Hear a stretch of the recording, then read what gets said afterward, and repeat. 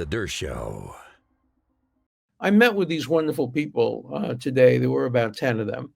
And I was there with one of the people, I'm not going to mention who it was, but I was there with one of the main negotiators who's trying to negotiate their freedom, somebody who's working with the Trump administration. I guess it's been in the paper that I've been with them, so I could mention it's Steve Wyckoff, who is America's chief negotiator with both Ukraine and Iran and Hamas. And he was at this meeting today with me and the hostage families. He was at the meeting with the hostage families. Then he invited me to join. I did join.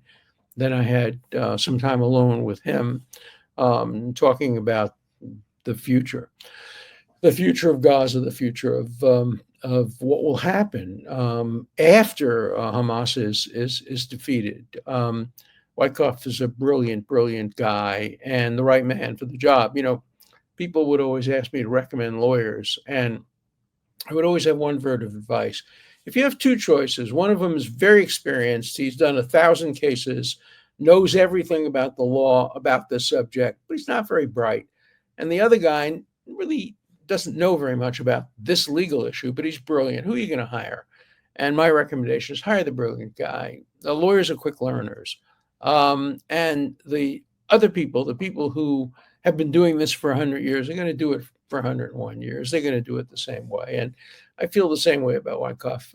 He didn't come to this job with an enormous amount of experience in the State Department or other parts of government, but he is a brilliant negotiator, somebody who's worked in the business world very successfully for many years, and he's a quick learner. And we talked about what's going on, and we talked about the negotiations, and we talked about his upcoming trip to the Middle East. I wasn't going to disclose the meeting at all, but the Wall Street Journal called me and said, "We hear you had a meeting with," and they had all the facts right. So I don't know who disclosed it, but it may have been somebody we met over breakfast at a hotel dining room in New York. So it may have been somebody who saw us and notified the Wall Street Journal, or maybe it was the administration. I don't know, but I felt free to disclose what otherwise I would not have disclosed. When people have meetings with me, I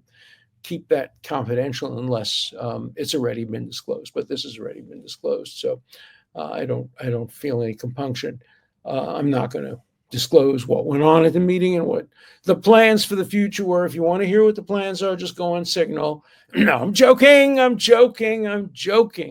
But that's been the major source of, if you want to find secret information, join the Atlantic or become a journalist and go on Signal, and you'll find out what's happening. No, I think what's going to go on in the next couple of weeks in the Middle East can be very significant. You saw that President Trump announced yesterday, in his typical style, there's going to be a big announcement, the biggest announcement ever. I'm not going to tell you what it is. I'm not going to tell you about trade.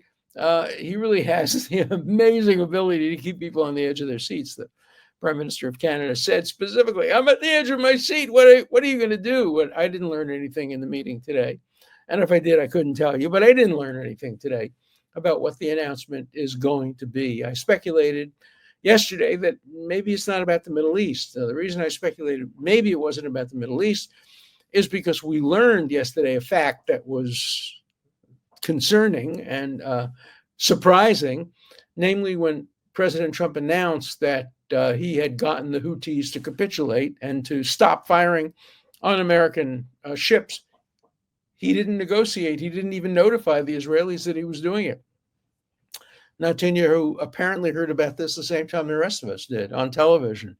And so if President Trump isn't cooperating with Netanyahu on the Houthis, I doubt that he is planning some big event involving the Middle East without any planning and cooperation with the Israelis. Certainly, he's not going to have a Gaza ceasefire without the Israelis being involved, or an end of the fighting in other parts of the Middle East. So My own suspicion is that the big announcement may involve something else. Maybe it'll involve trade. Maybe it'll involve, I don't think it'll involve Iran, because if it were to involve Iran, obviously the Israelis have to be on board. And if the Israelis haven't been even notified about the Houthis, who are the Iranians, let's remember who the Houthis are.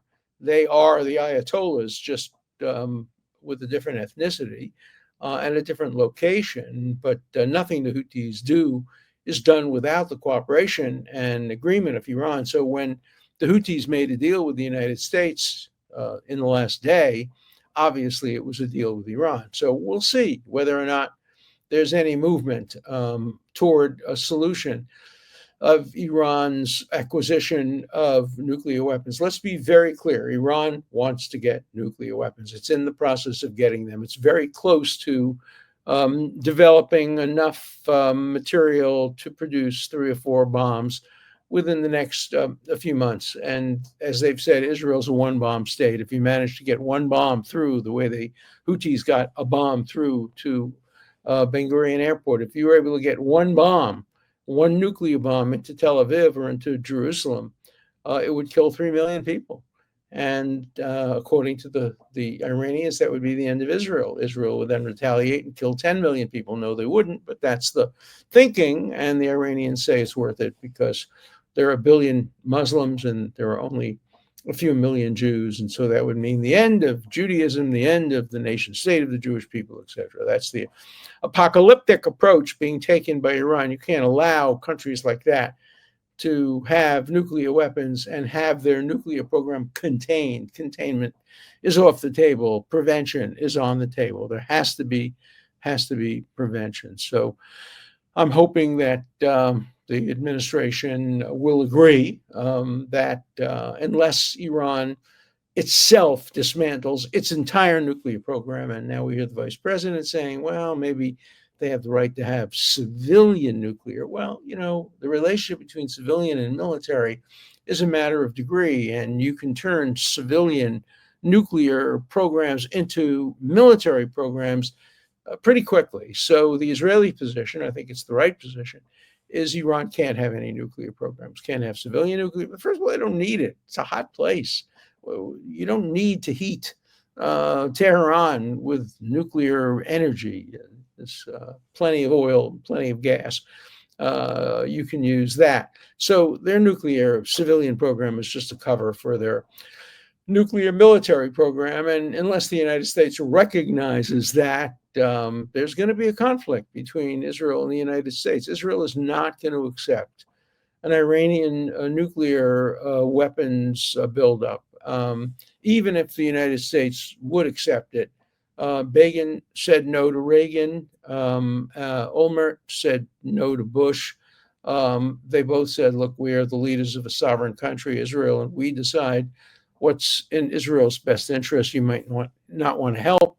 For example, when Israel destroyed the Osiris nuclear reactor, which was building a bomb for Iraq, the United States condemned it, as did the Security Council. And then a few years later, they praised Israel for destroying Iraq's nuclear reactor because they went into Iraq, and if they had gone into Iraq and Iraq had, in fact, nuclear arsenal, a lot of Americans would have suffered greatly. So they thanked Israel for doing it, and I think the world would thank Israel and the United States if they, either together or separately, prevented Iran from developing nuclear weapons. So my meeting with the hostages, it was very, very sad.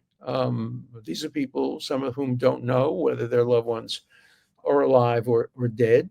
Some of them know that their loved ones are dead, and they just want to retrieve the bodies so that they can be buried in accordance to a Jewish tradition. And some of them are hoping that their loved ones are alive. And they're all hoping that if they are alive, they'll remain alive and that there'll be some kind of a deal